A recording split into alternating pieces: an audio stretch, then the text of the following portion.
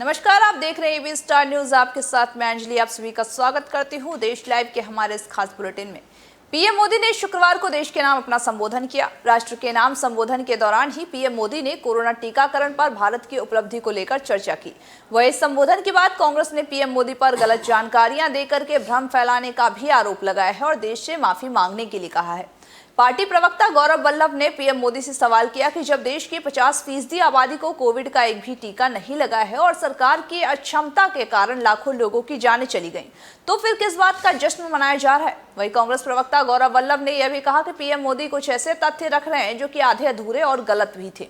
इनसे वैज्ञानिक समुदाय में भ्रम फैल सकता है। हमारी यहाँ कहावत है कि नीम हकीम खतरा ए जान। पीएम एंटायर पॉलिटिकल साइंस से इन्वेंटिव और साथ ही एस्ट्रोलॉजी के बारे में बात कर सकते हैं, लेकिन स्वास्थ्य और महामारी जैसे संवेदनशील विषय पर उन्हें गलत जानकारी नहीं देनी चाहिए। उन्होंने दावा किया कि पीएम मोदी ने कहा है कि देश में पहली बार टीके बने हैं।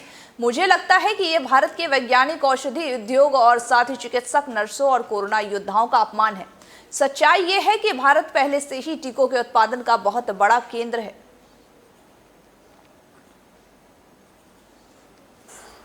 हार्दिक स्वागत और सभी को मेरा हार्दिक नमस्कार। साथियों, आज देश के प्रधानमंत्री जी ने देश को संबोधित किया सवेरे 10 बजे।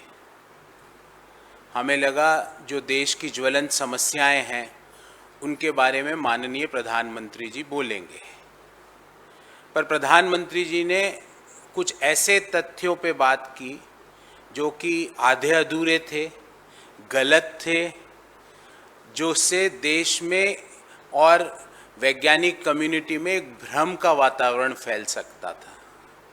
तो मैं उसी संदर्भ में आज की विशेष प्रेस वार्ता लेकर आपके समक्ष उपस्थित।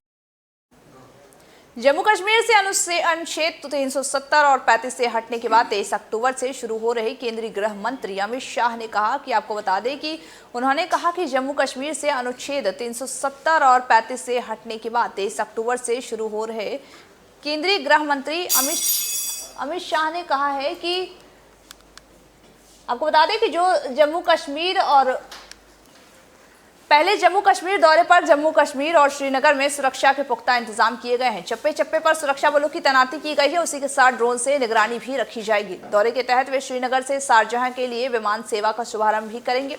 इसके साथ ही लाभार्थी सम्मेलन में विभिन्न केंद्रीय योजनाओं के लाभार्थियों और पंचायत प्रतिनिधियों से रूबरू भी होंगे। प्रदेश में टारगेट किलिंग की घटनाओं को लेकर के उच्च स्तरीय सुरक्षा समीक्षा बैठक करने के साथ ही जम्मू में सभा को भी संबोधित करेंगे।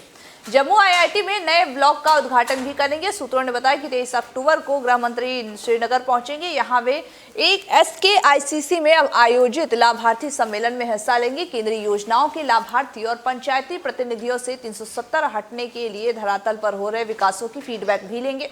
श्रीनगर में ही प्रदेश में चल रहे विकास कार्यों तथा प्रधानमंत्री विकास पैकेज के कार्यों की भी समीक्षा करेंगे। पर्यटन विकास से जुड़े प्रोजेक्ट पर भी चर्चा करेंगे। वहीं विभिन्न सुरक्षा एजेंसियों, प्रशासनिक अधिकारियों के साथ बैठक कर आंतरिक सुरक्षा, आतंकवाद निरोधक मोर्चे पर सुरक्षा बलों की रणनीति पर भी चर्चा करेंगे। सूत्रों के अनुसार 24 अक्टूबर को गृह मंत्री जम्मू के IIT में नए ब्लॉक का उद्घाटन करेंगे। भगवती नगर में आयोजित सभा को भी संबोधित करेंगे। यहाँ राजभवन में कुछ प्रतिनिधि मंडलों से मुलाकात कर कार्यक्रम को प्रस्तावित करें। वहीं केंद्रीय गृह मंत्री के दौरे को देखते हुए 23 से 25 अक्टूबर तक श्रीनगर में डल किनारे बुलवर्ड रोड पर, बडियाली से निशांत बाग और गुपकार रोड पर आम यात्रियों के लिए बंद रहेगा। पर्यटकों को ठहरने के स्थल के सत्यापन के बाद नेहरू पार्क तक जाने की अनुमति भी होगी।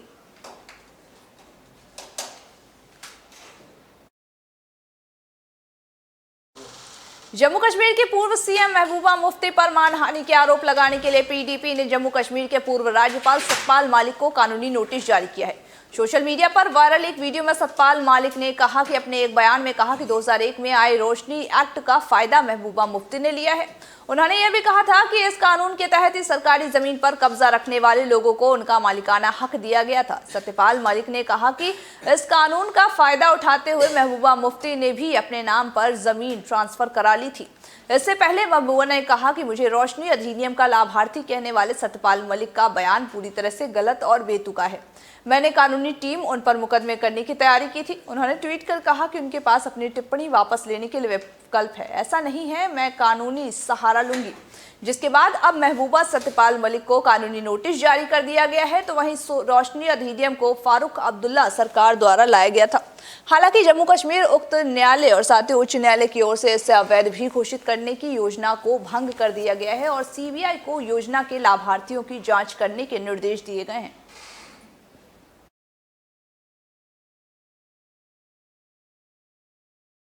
केंद्रीय मंत्री मुख्तार अब्बास नकवी ने शुक्रवार को कहा कि हज पर जाने के इच्छुक लोगों को कोरोना रोधी टीकों की दोनों खुराक लेनी होगी। उन्होंने कहा कि हज 2022 की पूरी प्रक्रिया भारत एवं सऊदी अरब की सरकारों की ओर से तय कोरोना संबंधी दिशा निर्देशों के तहत होगी।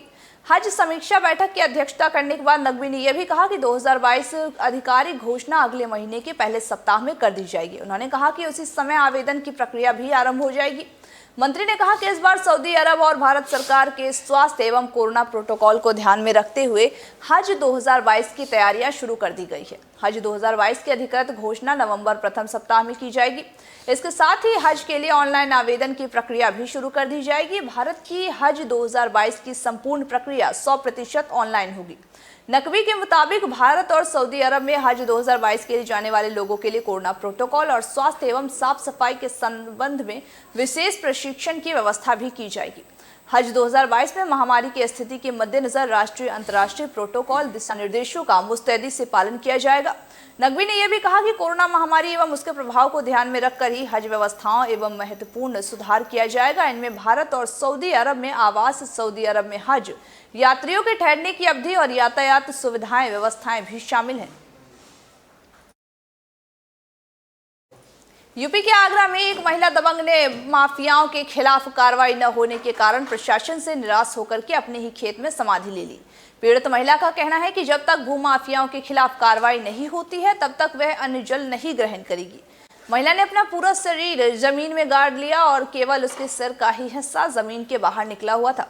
ऐसी स्थिति में कई घंटे तक वो रही। वही मामले की जानकारी मिलते ही प्रशासनिक अफसरों के हाथ पांव फूल गए।